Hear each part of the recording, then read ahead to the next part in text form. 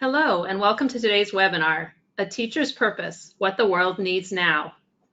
My name is Amanda Rothengast, and I will be your moderator for today. Before we introduce our speaker, I would like to let you know a bit more about our webinars.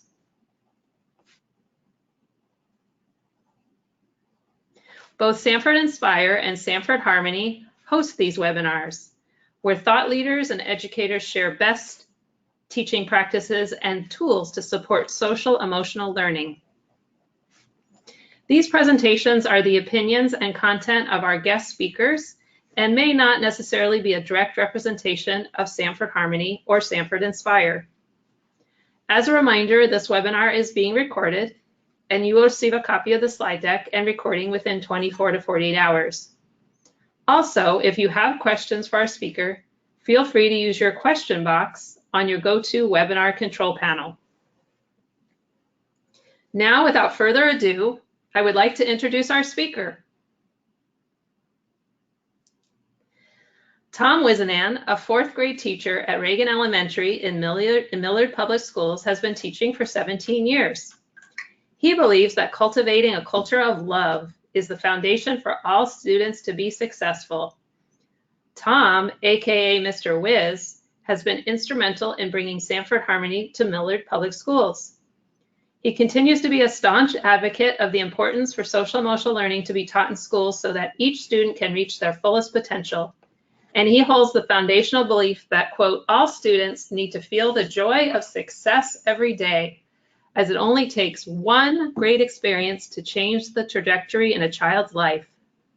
Please join me in welcoming the 2019 Sanford Teacher Award Grand Prize winner, Tom Whisinnand. Oh, Amanda, thank you so much. My gosh, I am honored and thrilled and excited and scared and nervous all at the same time. But man, what an honor to be able to be part of the panelists that you guys have and Sanford Harmony and Sanford Inspire have to come and share a little bit about their educational journey and some things that may be coming down the road in education, ways to inspire other people. So I grew up in Nebraska, born and raised in Norfolk, Nebraska, went to Wayne State College here in Nebraska for my undergraduate degree, got a job at Millard Public Schools and went to the University of Nebraska at Omaha for my first master's degree. And then my second master's degree, I went to Doane College, what is now Doane University here in Nebraska. So I'm a Nebraska guy, born and raised, and been teaching for 17 years and loved every minute of it. So we'll get right into what the world needs. And I think it's always important that we start with what students think. I think they are the reason we're in the profession. And so when we talk about what the world needs, here's what some fourth graders think. And I absolutely love the fact that we can use this to gauge where students are. No pollution, no trash in the ocean. Stop bullying and have more kindness. Number 4 down there, free puppies. Who doesn't need more free puppies, right? I love that answer. Friendship with other people, more peace, no school, of course. I think everybody should have food, right? And no bullying. And the last one is another one of my favorites, more peace. They know what they need. They might not know how to spell it, but they know what they need, more peace. I used these. I got to gauge where the children were, what their thought process was. I got to kind of figure out who likes to be funny. And I can tailor some ways to use their humor in class and make that humor a strength and not something that they get in trouble for later on. As I was developing the title for this, I had to run it by my mom. She was a special educator for years and years and years. And she said, Tom, don't you know there's a song called What the World Needs Now? And I said, Mom, that's exactly right. I'm so glad you picked up on that. And she said, well, all of my contemporaries did. And I said, that's perfect. What the world needs now is love. It's the one thing that there's just too little of. We have mountains and rivers. We have tests. We have behaviors. But I think what we need as educators is love.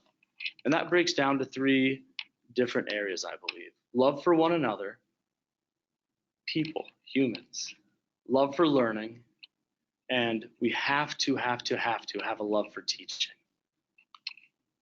So what do we need love for? Go ahead and use your question boxes. Type in, what do you think we need love for?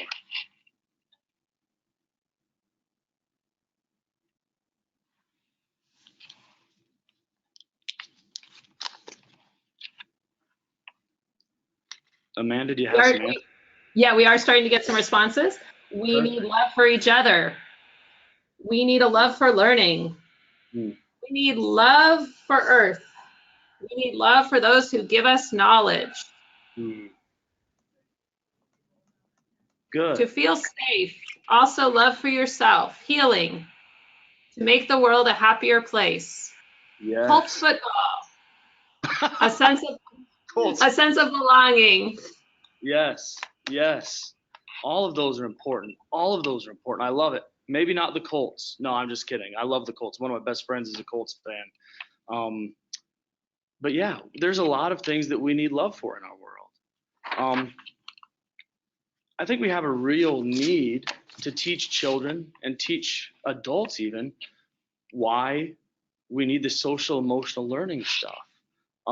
If we look at society today, I think there's a real issue with knowing how or choosing how to treat people. Um, I mean, I was at the airport. I love to travel, and when I travel, I love to just sit and people watch. And it was early in the morning. I was having breakfast. I was having my coffee, and there was a gentleman who put in an order and waited. It didn't seem like a long time to me, but to him it must have been an eternity because he got really, really bent out of shape. Um, Companion was there with him, and he was cussing and swearing, and could tell he was irate. He was saying that he couldn't believe that it was taking so long for his meal to be prepared, so long for it to get there. It came out, and he smiled and nodded his head, and the waitress left, and he continued cussing, and he became more irate. He couldn't believe that his order was wrong. The waitress came back to check, and he could not let go that his order was not right. And he cussed at the waitress. And I found that very disheartening in today's society that somebody thought that it would be okay to treat another human, another individual that way. So, something I think is fundamentally different about our society than it was maybe when I grew up. But another thing that kind of clues me into that is how we treat each other on social media. If you go to any news store and you scroll through the columns, inevitably there will be somebody mistreating somebody else, just using their words. And I think that's really, really, really too bad. We need to get our society back to where we care for each other. And that begins in our schools. That begins with you. That begins with me. So, how are we going to do that? Well, some of you may be familiar with the castle wheel. We need social emotional learning in schools. It develops a sense of self management, self awareness in students. It gives them the social awareness they need to be successful in life. It helps them build relationship skills, and it leads to responsible decision making. If we believe this society is more than what we see every day, we have to have some sort of social emotional supports in our classroom. Sometimes our classrooms are the only places that these social emotional supports are made available to children. They may not have the supports they need at home. Um, Mark Brackett from Yale University, in his book Permission to Feel, had a very, very, I think, telling statement. It's not that parents don't want to help their children. Oftentimes they lack the skills necessary to guide their children through the complex emotions that they're feeling. Adults have a difficult time with emotions sometimes. But think about it. If you're a child and you're just trying to figure out life day by day, your emotions are very complex, and we need teachers, we need adults that understand that. We need to treat children who may behave irrationally or out of order with love. We need to be patient and kind. And we maybe need to treat their behaviors kind of like academic skills. If a student doesn't know what 2 plus 2 is, we don't send them to the corner to think about what 2 plus 2 is. We help them with that skill. We give them ways to solve the problem. So social emotional learning leads to them identifying emotions in themselves, but also in other people, and responding to other people in correct ways. Students have to understand that there's a right way to act and behave when somebody gets a grade on a spelling test that they don't like. They can be supportive, they can be kind. When somebody has a bad start to the day and another student notices that, that student can go up to them and help them through that. If your recess gets out of hand, somebody has a rough tag game and they come in tears, a student can come and comfort the student who's having the issue. And the opposite's true as well. If somebody gets a good grade on a spelling test or a good grade on a math test, we need to teach kids that empathy is a kind of a two-way street, if you will. Not only does empathy say and mean that you help somebody through rough times, but you help somebody celebrate and get excited about their winnings as well.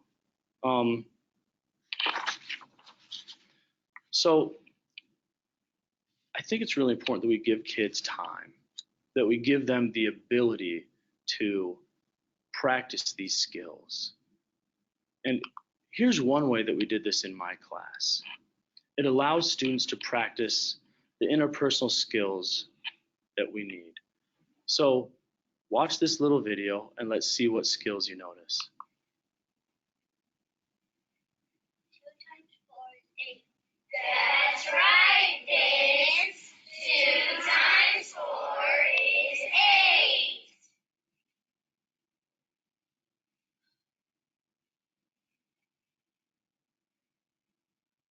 6 times 2 is 12. That's right, Kevion. 6 times 2 is 12.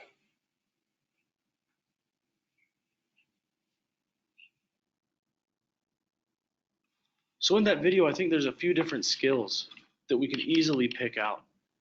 Students are having to be patient. Students are listening. They're being affirmed. Students are being patient with each other. I think those are some skills that our world is lacking that we need to instill in our students. I think it starts with modeling.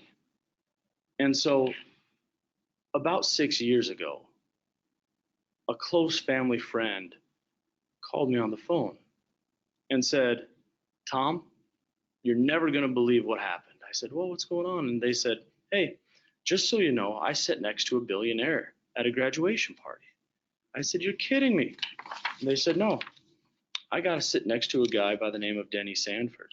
And I said, "That's wonderful, incredible." They said, "Tom, you're an educator." I said, "Yeah." They said, "You should check into this Sanford program that he has." And I said, "That's interesting. Tell me some more about it." They said, "It's a social emotional program, like feelings and stuff."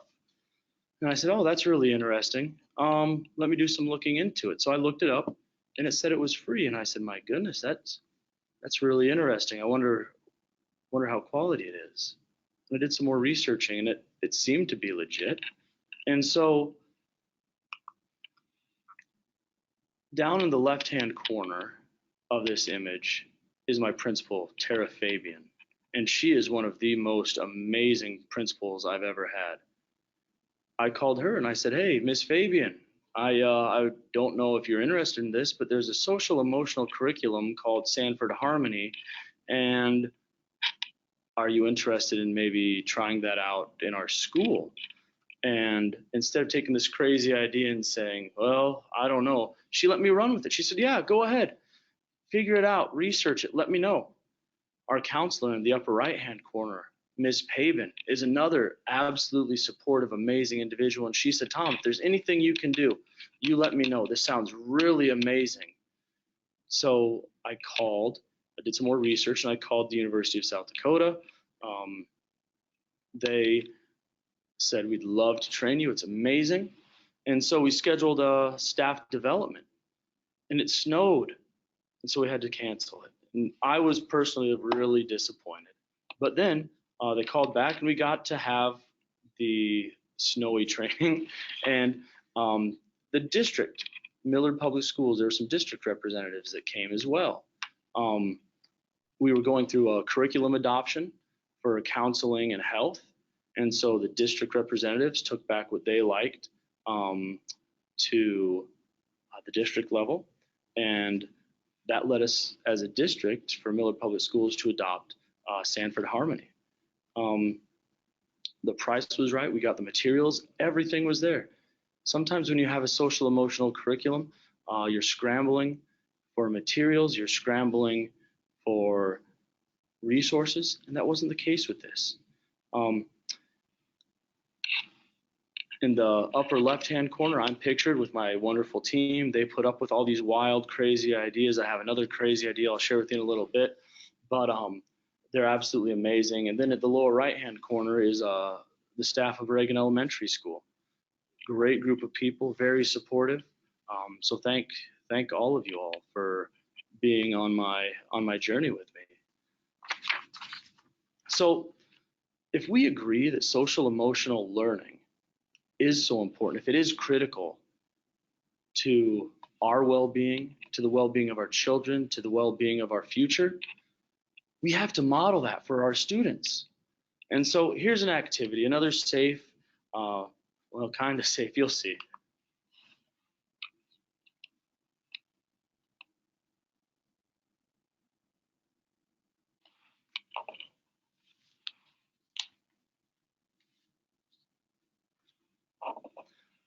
So in that little activity, the wheelbarrow activity, I jumped right in. I feel bad for Frank. Frank later told me that it was the hardest work he'd ever had to do to learn about feelings, carrying his teacher's legs around.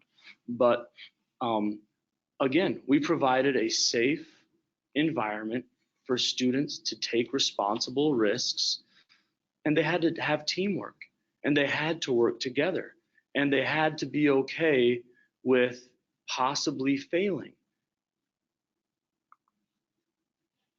What are some ways that you currently foster social emotional learning in your schools?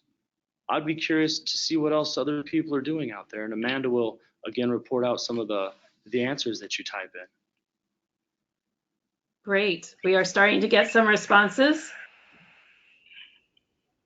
Schools utilize activities that allow students to practice social skills. Teachers or schools have students engage in activities that students can purposely practice teamwork or collaboration.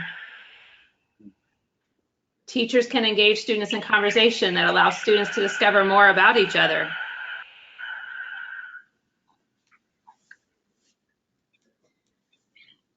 Schools can select literature that teaches social emotional skills. Yeah, those are all fantastic.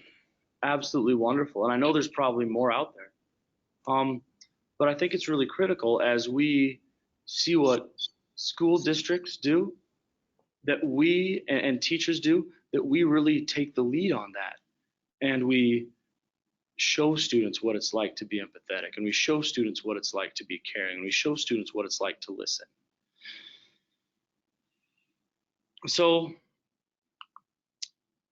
I shared with you earlier how supportive my fourth grade team is here at Reagan Elementary.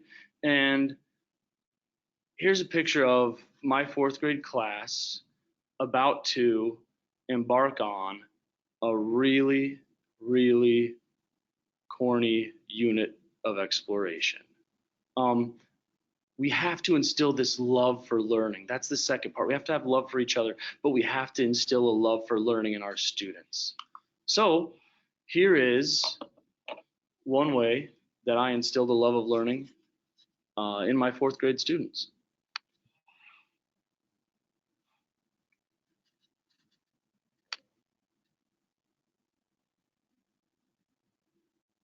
The median age dropped dramatically in one hearing room at the state capitol today. As Brian Mastery explains, that's what happens when a bunch of 9- and 10-year-olds come up with an idea for a bill. He joins us live with the details. Brian? Sharon and John, we usually see these all over Memorial Stadium on game day, right? Today we spotted them at the state capitol. When you live in the Cornhusker state, I thought it was a really, really good idea. this type of headgear almost seems like a requirement. Do you like corn yourself?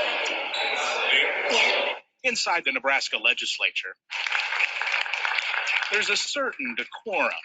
That didn't matter this afternoon. Lawmakers with the executive board asked the children to show off their corn heads. It would be cool because everyone would eat corn. The fourth graders from Millard's Reagan Elementary have an agenda. Kids from Florida made a law. In class, they heard about the Florida kids making the orange the state fruit. Then they realized Nebraska doesn't have an official state vegetable. Why not corn? To listen to the hearing about corn as a state vegetable. So they took the idea to their state senator, and now they're part of the process. I'm a fourth grade teacher at Reagan Elementary School in Millard Public Schools. I'm here to support LB 105. Right now, it's LB 105. It doesn't matter how old you are or what grade, you can still do anything. But who knows? Maybe other kids will one day read about corn being Nebraska's state vegetable. It'd be pretty cool because then I could say I was a part of it. I'm changing history. This idea came from the kids, and in order to make learning the most authentic you can, you need to see what the kids want to do. So we'll see what my next class wants to do and see where we go from here. John and Sharon, there was no opposition to that bill in Lincoln today. Now, only 7 of the classmates were able to go to Lincoln to be a part of the hearing. But here's what the rest of the class was doing. Take a look at this. They were watching the hearing live from their classroom. And more importantly, they too were proudly wearing their corn head. I love this photo. Good luck to the bill getting passed. There really isn't anything like taking the classroom on the road, is there? Back to you.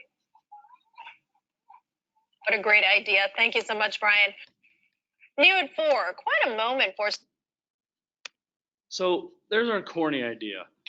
Students were learning about the Nebraska unicameral. We have a unicameral, not a bicameral, a one-house system of government here in Nebraska, the only one in the states. And it was difficult for students to concretely recognize how an idea could go from being just that, an idea, to being a bill, to becoming a law. So I thought it was really important that we brought in a guest speaker. So I called our state senator for our attendance area, Lou Ann Linehan, and she agreed to come in. And we had written some persuasive letters. And she listened to us, and she told us what she did, and she told us how her job affects other people. And one little girl in my class raised her hand and said, Senator Linehan, we have some letters for you.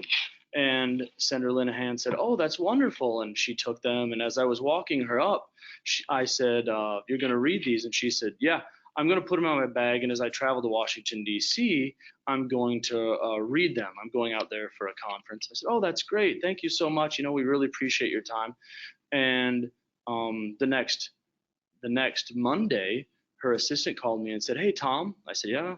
She said, you know, this is so-and-so from the state legislature, and we'd really like to talk about introducing a bill to make corn the state vegetable. And I said, oh, that's wonderful. That's great. And she said, you know, I really wasn't going to do it, but the letters that your students, your fourth graders wrote were really well done. And that showed me that they cared enough about it to put in the time and the effort to make it happen. So we didn't have any idea she was going to follow through. She didn't know if she was going to follow through or not. And then I got this email from that supportive principal, Miss Fabian.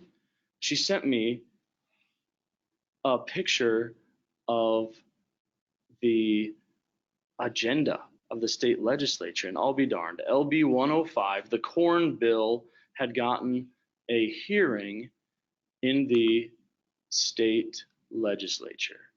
So here's our bill, our official bill from our classroom, from fourth graders. And you know what? From this step on, the kids were involved in every single bit, the good and the bad and the ugly. So we made the Omaha News. We made the Omaha World Herald, which is the newspaper here in town. And I like to work out. That's one way I decompress. And so I go to the gym in the mornings. And there was a man reading the newspaper. And I said, sir, are you reading this? And he said, yes. I said, can I have this when you're done? And he looked at me and said, well, sure. So I did a couple more laps and went up to this gentleman again. And I said, are you done with this? And he said, yeah. I said, well, this is my class, you know, on the Midlands page. I'd love to have this. Can I keep it? And he said, this is your class? I said, yes, sir. And he said, I think it's incredible what you're doing. You know what you should do? You should get every single one of those guys corn hats. And I said, oh my gosh, I don't know. They're kind of pricey. You know, maybe I could have the parents do it. He said, okay, tell you what I'm going to do. I'm going to get you all corn heads. And I said, you're kidding me, sir. And he said, no. They had a car dealership in the family. And so this gentleman offered to buy every single one of my 26 kids and myself. He made sure I had to have one myself, a corn head. And so he called me back in a couple of hours. I called the supportive principal and told her.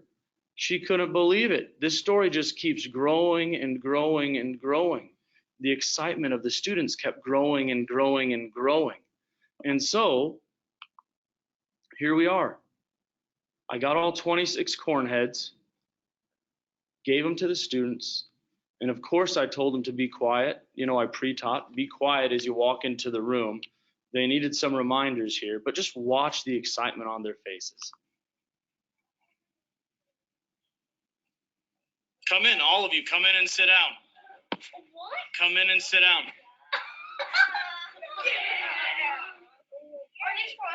Come in and sit down, please. Look at that. Yeah. Hey, cornhead. Come in and sit down, please.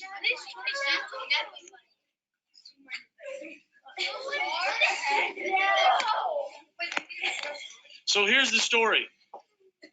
There's a community friend from Corwin Toyota car dealership in Bellevue that thought that every single student in my class should get a corn head.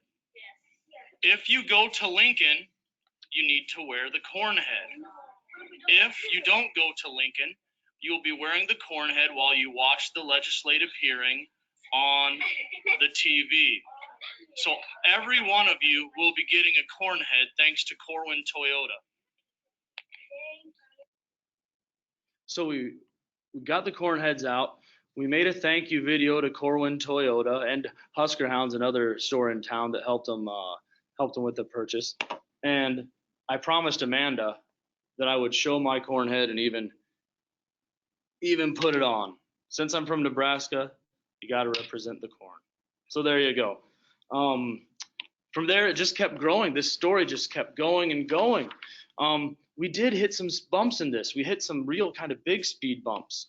One of the things that we found out was that the legislature could not or would not hear this bill. We found out that there was another bill that gave the governor the authority to not nominate, but I guess assign state symbols. So we had to change our approach. We had to change our approach too, because I didn't know this.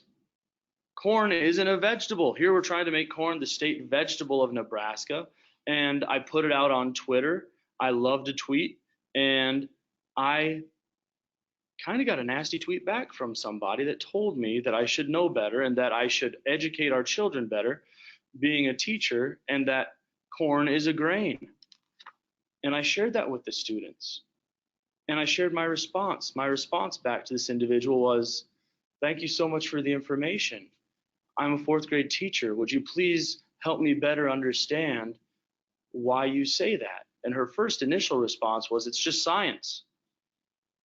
And my second response back was, will you please help me better educate our children, because I do not understand why you're telling me this. And she did. She wrote back a wonderful explanation. She provided resources that I then shared with our students as well. And that taught the students, I think, a couple really important lessons. One lesson is that we need to be flexible with our thinking. The second lesson is that social media can be a nasty, nasty place if we allow it to be. How we respond to people in real life and in social media says a tremendous amount about us. So those were a couple of really big speed bumps that we hit, but some really big learning experiences that we got because of those speed bumps. So we hit the speed bumps. We knew we had to change gears, so we did. Every single fourth grader from Reagan Elementary wrote a letter to the governor of Nebraska. I also recruited fourth graders from another school to write letters to the governor of Nebraska after we did research on corn to make it the state grain. So here's some letters. If the letters weren't enough, we made corn commercials telling the governor why he should make corn the state grain. The one on the right will play first.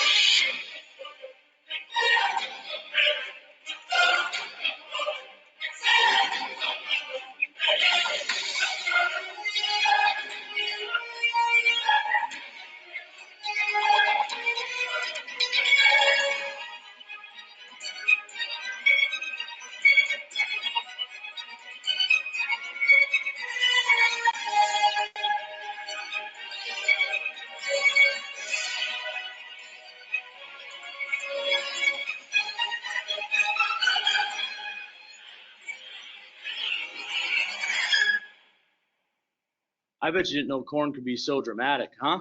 Isn't that incredible? So here's another one that we played.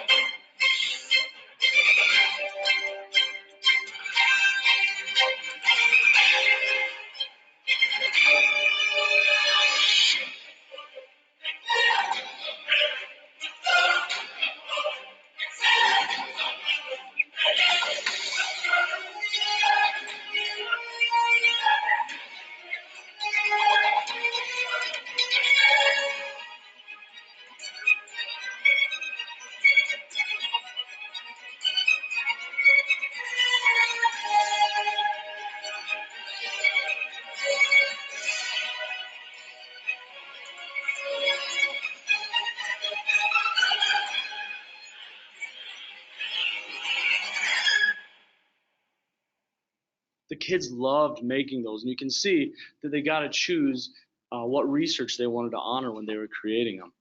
So, with all of that going on, the governor of Nebraska decided to stop by Reagan Elementary School. I met him as he was coming in, and he said, "Mr. Whiz, those corn commercials were amazing. I was very impressed. I was really impressed by the letters you all wrote."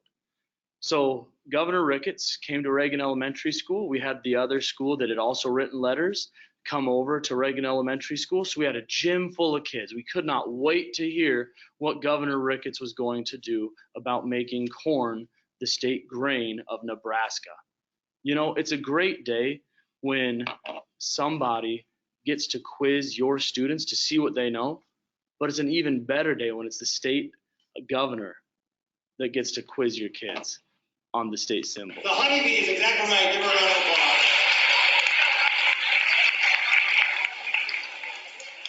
What about what is, let's see, insect, mammal, flower, what about bird? Oh, we can say fossil. Say fossil. Yeah. Now, mammoth is exactly right. Give her a round of applause.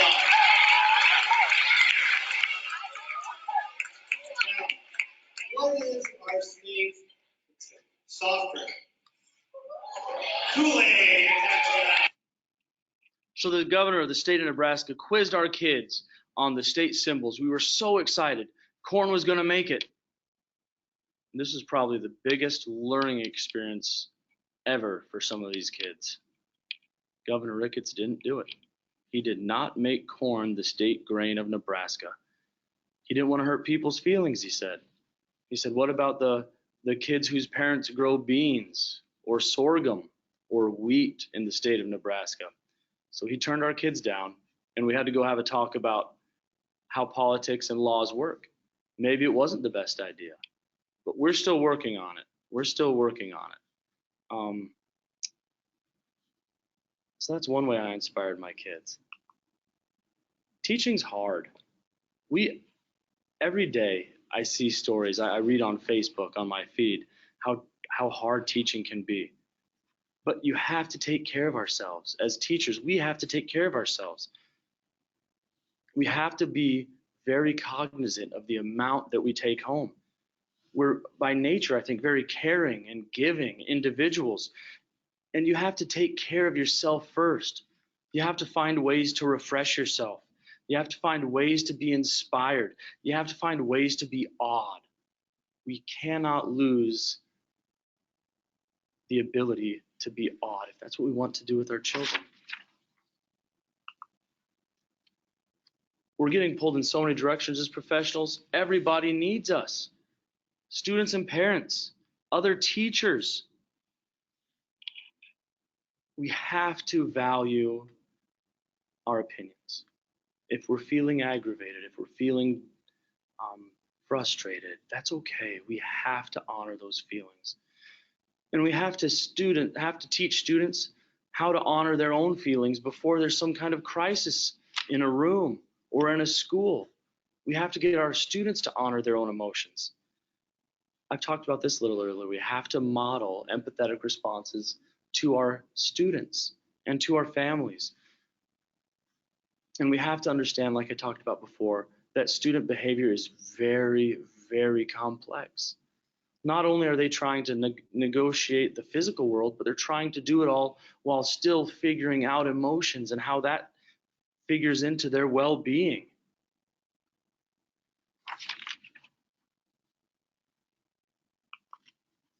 You have to take care of yourself. You have to find a bucket filler. You have to help other people and get help from other people. We have to, as Alex Kajatani would say, he's another speaker that you should check out. He's really amazing. He's on one of these previous Sanford Inspire webinars. Outstanding. He'd say that we need to own it. We need to take charge of it. You know, I don't know if you've heard about compassion fatigue, but it is real. You have to take time for yourselves. You have to find something to enjoy.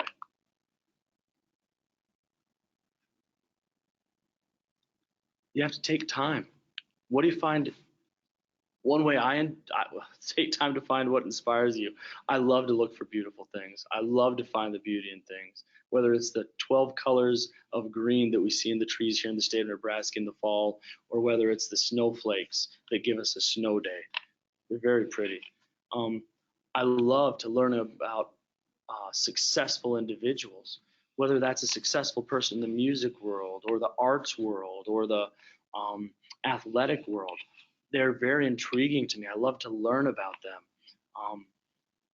I love when you reach your goal. In your question box, share one thing or person that inspires you.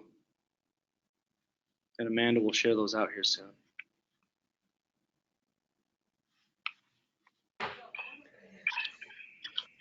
Seeing my students achieve goals is what inspires me and pushes me.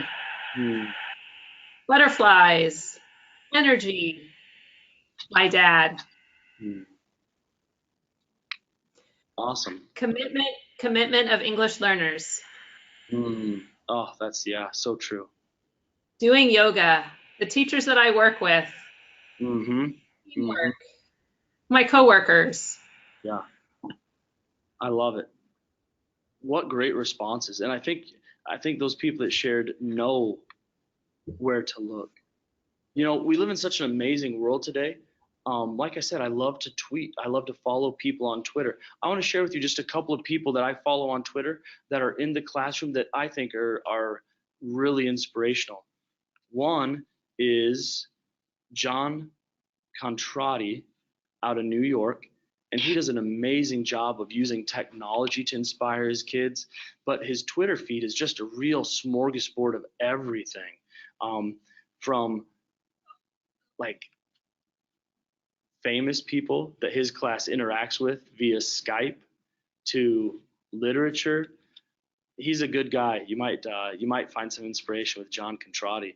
The other one is Vanessa Motto, and she does a great job of blending the social emotional learning with other curricular areas. So the social emotional learning is being taught and experienced in concert with math, or in this case, writing or reading. She does an amazing job. And I'm supposed to highlight this hashtag NHPGCP because it is a long district name that she told me last night. So anyway, they do an amazing job. Maybe give them a follow if you want to be inspired. So if we share what inspires us, this can have this magnificent ripple effect. And this ripple effect can go far and wide. It can inspire others. We find other people that are inspired by us.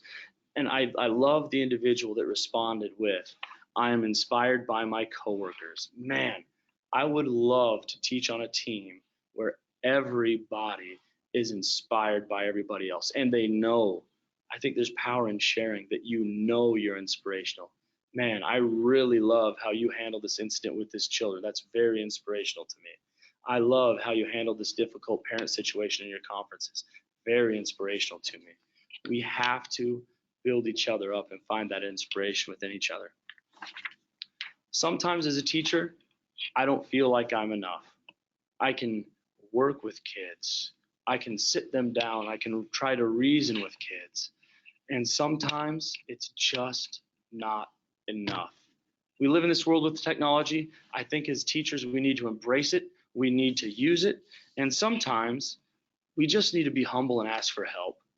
So here's something I did earlier this year. Here's a tweet I sent. I didn't know if it would be responded to or not. There's a student that went to a high school here in Millard, and now he plays with the Buffalo Bills.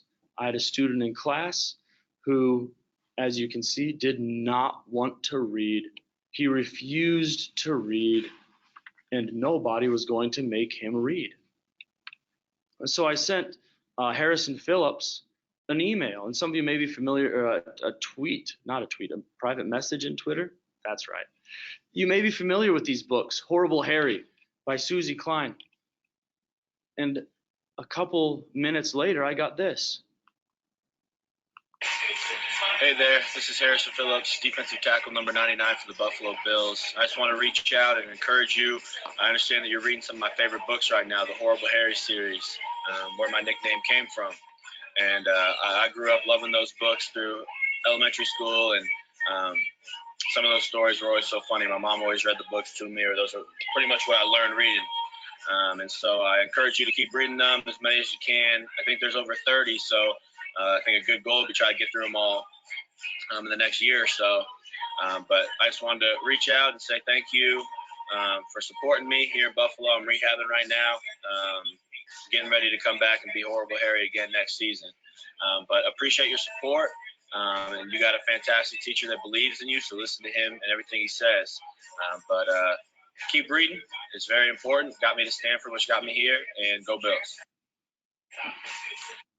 So it doesn't hurt when an NFL ball player tells you to listen to your teacher. But thank you to Horrible Harry for helping the student get an appreciation for reading. And sometimes, as I know you all do, we'll do whatever it takes to get people to be successful. So I think that is it. Thank you all for being here. Thank you all for listening. It's a huge honor to be part of this group, and that is it. Thank you all for joining us today and taking time out of your busy schedule to learn about the impact of social emotional learning. And a huge thank you to Mr. Whiz, who provided us with a great presentation and inspired us all today. We have a few minutes for questions if you want to write in your question box. You also can see Tom's contact information that you can reach out to him if we don't have time to answer your questions. Tom, we did get a shout out from Vanessa Moto, who said thank you. Oh, she's amazing. Wonderful, wonderful, wonderful. We did get a question earlier about how do you teach SEL and diversity, and how do you teach empathy of others for students who may be different? Yeah. So personally, I love using the Sanford Harmony curriculum. It's really that it is 100% building blocks. It starts with being friends. You have to find commonalities with each other. It starts by realizing, hey, we may look different, but I still worry when the lights go out at night, or I still like ice cream, or I don't like football, or I love dance. We find those commonalities is how it starts. And then as you go through the progression, at least in fourth grade, you discover those commonalities, and then you start doing some lessons about stereotypes. What are stereotypes? Where do they come from? Are they helpful or are they hurtful? And then you go to talking about empathy and communication. And so I think it's important that yes, we can use literature, and yes, we can use experiences, but teachers need to understand that behavioral skills need to be handled the same way as academic skills. And we need to have some sort of curriculum in place to address, at least in, I believe, pre-K to sixth grade, things. We need to have a curriculum in place that give us concrete behaviors and skills that we can use to help kids gain empathy and communication skills. So it isn't just kind of a hodgepodge of whatever we think or feel. There's another question here, not a question, but a comment for you, Tom. I just love how you get the students involved and working together and using social skills. That is a great thing. Thank you. Good.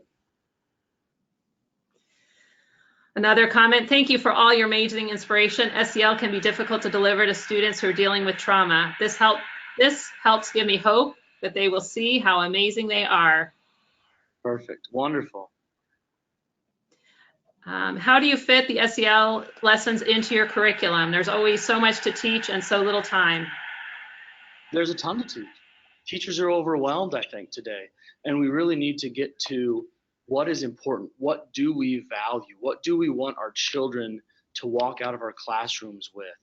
And I think one of the most important things that we need our children to walk out of our classrooms with are social skills. Forbes recently had an article that had 20, I believe, traits of successful people, or 20 traits that hirers want hirees to have. And number one wasn't book smarts. Number one wasn't memorizing algorithms or science facts or history facts. It was being socially accessible and socially nimble. We need children to have a social emotional base. So I do make it a priority. I have morning meetings where we talk about skills, where we practice skills. I infuse the buddy up, where you have to have your buddy of the week. It may not be your favorite person in class, but you are going to learn how to collaborate. You are going to learn how to support. You are going to learn how to listen to these individuals, because when you are in the workforce in your future, you are going to be made to work with people who may not be your favorite person in the world, but you need to learn to put your differences aside, find those commonalities, and then start collaborating effectively. I think we have time for one more question. Are other teachers at your school adding more SEL to their classrooms? Yeah, that's a wonderful question. So when I first brought Sanford Harmony to our school, I had one kit. USD sent me one classroom kit, and I was kind of a one-man show for a little while. And then the rest of the teachers started asking, how come your kids are behaving this way in the hallway? How come your kids are behaving this way in the lunchroom? How come your children are behaving this way in the classroom? And I told them it was because of the social emotional learning. And then when we had our training, everybody got their items, and we really started a full school-wide implementation. Everybody has a morning meeting. Everybody focus on these social emotional learning skills. So I'm very fortunate that in my school, social emotional learning is one of the things that has been prioritized. Wow, thank you, Tom. So many great thoughts. This is what someone's sharing out. So many great thoughts and practical ideas that help our work. Well, thank you very So I know there's probably more questions, but our time is coming to an end. So I want to encourage all our audience to reach out to Tom if you have additional questions, or follow him on Twitter. Mr. Whiz, do you have any remaining words for our audience? No, just thank you very much for giving your time. I know for teachers and everybody, time is really important, so thank you. It's a huge honor to be able to share with you a little bit of my journey, and please contact me. I'd love to hear your successes and struggles and be inspired by you. Hopefully I've given you some inspiration, and I want to encourage you all to go be inspired. So thank you very much. Thank you so much, Mr. Whiz. And with that, we look forward to seeing you at our next webinar on February 20th at 10 a.m. Pacific Standard Time. This is a real treat. As Tom was talking about in his webinar, Dr. Mark Brackett, the author of Permission to Feel and the founding director of the Yale Center of Emotional Intelligence, will be presenting, and he will present on unlocking the power of emotions to help our kids, ourselves, and our society. And you can register on the Sanford Inspire or the Sanford Harmony website today.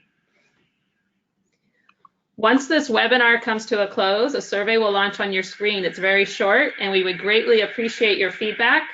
We read your feedback and take your responses seriously. To this day, your responses have helped us build more successful webinars.